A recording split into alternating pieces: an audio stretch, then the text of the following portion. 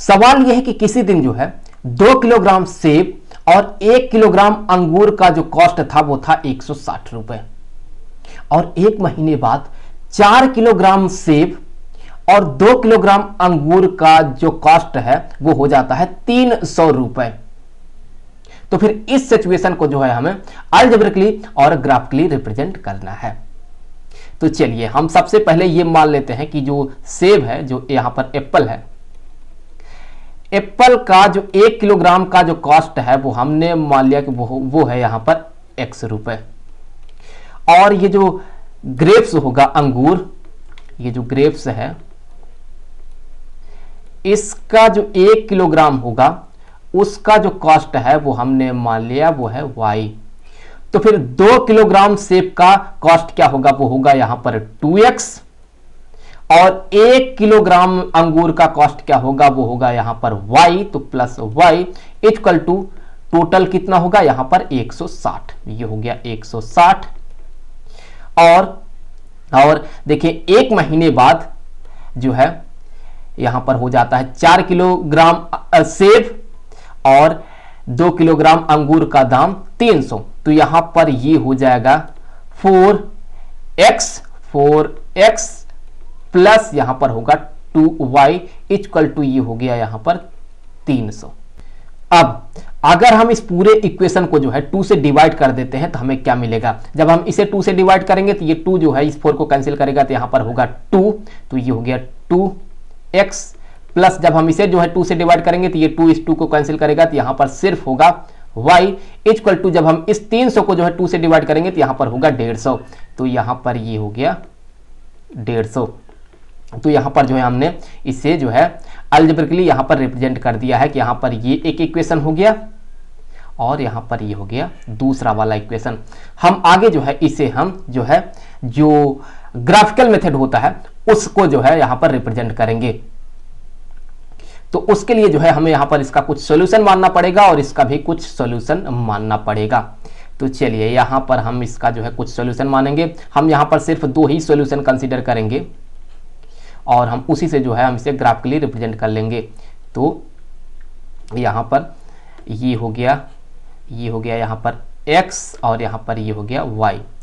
तो अगर आप जो है इस इक्वेशन में x के जगह पर 50 रख देते हैं तो आप ये पाएंगे कि यहां पर जो है y का जो वैल्यू होगा वो यहां पर होगा 60।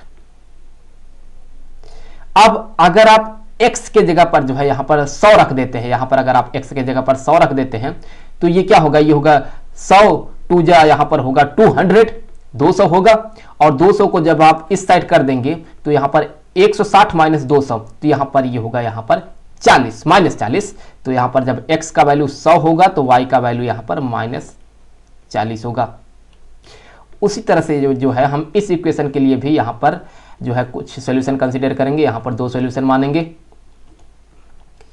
तो यहां पर हम 2 सॉल्यूशन अभी मानेंगे। तो ये यहां पर हो गया x और यहां पर ये हो गया y। अब अगर आप यहां पर जो है इसमें x के जगह पर 50 रख देते हैं तो आपको y का वैल्यू क्या मिलेगा। यहां पर x की जगह पर 50 रखेंगे तो 50 में जब आप 2 को मल्टीप्लाई करेंगे तो ये होगा 100, 100 को आप इस साइड भेज देंगे तो 150 माइनस 100 ये होगा यहां पर 50 के। अब अगर आप x के जगह पर 100 रख देते हैं यहां पर तो आप क्या पाएंगे, 100 इंटू 2 ये होगा 200, और 200 को जब आप इस साइड भेज देंगे तो 150 माइनस 200 तो यहां पर होगा माइनस 50 के। तो x के जगह पर जब 100 रखा गया तो y का वैल्यू यहां पर माइनस 50 मिलता है। अब क्या है कि अब हम जो है इसी को यहां पर ग्राफिकली रिप्रेजेंट करने वाले हैं। तो यहां पर जो है हम इस ग्राफ में जो है इसे यहां पर रिप्रेजेंट करेंगे। सो यहां पर ये हो गया ग्राफ जो है यहां पर ये रहा, और हम जो है इसी में रिप्रेजेंट करने का कोशिश करेंगे। चलिए यहां पर मान लेते हैं कि ये है ग्राफ, थोड़ा जगह नहीं मिल पा रहा है हमें, तो चलिए यहां पर हम प्लॉट करने का कोशिश करेंगे अभी ग्राफ को। तो उसके लिए देखिए तो यहां पर जो है ये होगा y एक्सिस। सो ये जो एक्सिस है ये यहां पर होगा क्या, ये होगा यहां पर y एक्सिस, और यहां पर ये होगा माइनस y एक्सिस, ये हो गया माइनस y एक्सिस, और यहां पर ये जो एक्सिस होगा ये होगा यहां पर एक्स एक्सिस। तो ये एक्स एक्सिस हो गया पॉजिटिव एक्स एक्सिस, और ये वाला यहाँ पर माइनस एक्स एक्सिस हो गया। तो यहाँ पर हम मान लेते हैं कि ये तो हो गया ओरिजिन 0, और इसे मान लिया कि है यहाँ पर 100, माफ कीजिएगा 50 मान लेते हैं 50, और यहाँ पर ये मान लेते हैं कि ये है 100, और यहाँ पर ये हो गया 200। सो ये हो गया 200, और ये मान लेते हैं ये हो गया 300, और इसी तरह से ये हो गया 400, और आगे ये 500 होगा। और इसे यहाँ पर मान लेते हैं कि ये है यहाँ पर 10। सो ये है 10, और ये है यहाँ पर 20 20, और फिर यहाँ पर ये है 30, और यहाँ पर ये जो पॉइंट है ये है यहाँ पर 40, और यहाँ पर ये जो पॉइंट है ये है 50, और यहाँ पर ये जो पॉइंट होगा ये होगा 60। अब इस साइड देखें, ये होगा यहाँ पर -10, और ये जो होगा ये होगा -20, और यहाँ पर ये जो होगा ये होगा -30, और यहाँ पर ये जो होगा ये होगा -40, और फिर यहाँ पर ये जो पॉइंट होगा ये होगा यहाँ पर -50। चलिए यहाँ पर लिख देते हैं -50 है ये, और यहाँ पर देखिए तो ये होगा यहाँ पर +50 के। तो अभी जब x का वैल्यू 50 है तो y का वैल्यू 60 है। तो x का वैल्यू देखिए यहाँ पर ये होगा 50, और y का वैल्यू यहाँ पर ये होगा 60। तो जो हमें पॉइंट मिलेगा वो पॉइंट यहाँ पर मिलेगा। इसका जो कोऑर्डिनेट होगा वो कोऑर्डिनेट क्या होगा, यहाँ पर इसका जो कोऑर्डिनेट होगा, चलिए यहाँ पर लिख देते हैं। इसका जो यहाँ पर कोऑर्डिनेट हमें मिला वो है यहाँ पर 50, ये 60। अब जब x का वैल्यू 100 है तो फिर y का वैल्यू यहाँ पर माइनस जो है ये 40 है।